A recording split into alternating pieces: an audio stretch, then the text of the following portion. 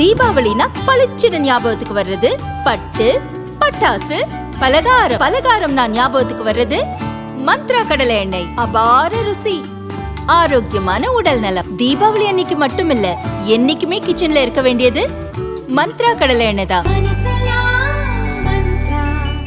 Welcome to Ratna Fan House Sparkling New Year Sale. December 31 முதல் ஜனவரி 4 வரை 5 நாட்களுக்கு மட்டுமே. Sparkling New Year Sale. Ratna fan house, Rajabadhar street, T Nagar. சென்னையை அடுத்த ஸ்ரீபெரும்புதூர் தொகுதியில் கடந்த முறை காங்கிரஸ் கட்சியை சேர்ந்த செல்வ பெருந்தகை போட்டியிட்டார்.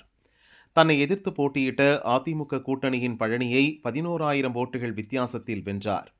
கடந்த 4.5 ஆண்டுகளில் காங்கிரஸ் கட்சியின் மாநில தலைவராக இருந்தும் தொகுதியில் பெயர் சொல்லும் அளவுக்கு எதுவும் செய்யவில்லை என்ற குற்றச்சாட்டு காங்கிரசார் மத்தியிலேயே உள்ளது. அதேபோல செல்வ பெருந்தகை பெயரை சொல்லி தொகுதி முழுதும் வியாபித்திருக்கும் தொழிலதிபர்களிடம் நடக்கும் வசூலும் மக்களிடம் அதிருப்தியை ஏற்படுத்தியுள்ளது. ஒட்டுமொத்த தொழிலதிபர்களும் செல்வ பெருந்தகை மீது கோபத்தில் இருப்பது அவரை அலற வைத்திருப்பதாக காங்கிரசார் கூறுகின்றனர். ஸ்ரீபெரும்புதூரில் மீண்டும் செல்வ பெருந்தகை போட்டியிட்டால் அவரை தோற்கடிக்க தொழிலதிபர்கள் பெரும் தொகை செலவு செய்ய முடிவு செய்துள்ளதாக தெரிகிறது. இதை அறிந்தே மீண்டும் அங்கே போட்டியிட வேண்டாம் என செல்வ பெருந்தகை முடிவெடுத்திருப்பதாக கூறப்படுகிறது. தமிழக காங்கிரஸ் தலைவர் ஆனது முதல் கூட்டணி தலைமையான திமுகவினரோடு இணக்கமாக இருப்பதால் திமுகவினர் செல்வ பெருந்தகையை விரும்புகின்றனர். குறிப்பாக அறநிலையத்துறை அமைச்சர் சேகர்பாபு செல்வ பெருந்தகையோடு நெருக்கமாக உள்ளார்.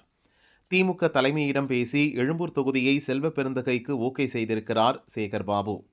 இதன் வாயிலாக அமைச்சர் சேகர்பாபு ஒரே கல்லில் 2 மாங்காய் அடிப்பதாக சொல்கின்றனர்.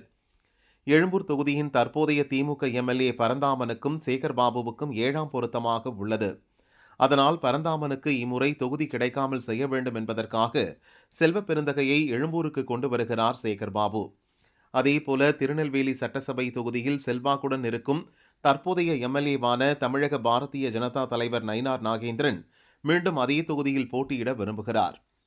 ஆனால் சமீபத்தில் எடுக்கப்பட்ட சர்வேயில் தொகுதி அவருக்கு சாதகமாக இல்லை என்பது தெரிய வந்திருக்கிறது. குறிப்பாக தொகுதியில் அதிகம் உள்ள பட்டியல் இனத்தவர், நாடார் மற்றும் யாதவர்கள் பாரதிய ஜனதாவுக்கும் நாகேந்திரனுக்கும் எதிரான மனநிலையில் உள்ளனர்.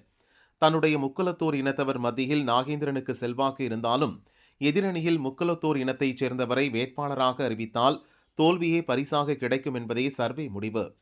இதனால் கலக்கம் அடைந்திருக்கும் நாகேந்திரன் இம்முறை விருதுநகர் மாவட்டம் சாத்தூர் தொகுதியில் போட்டியிட முடிவெடுத்திருக்கிறார்.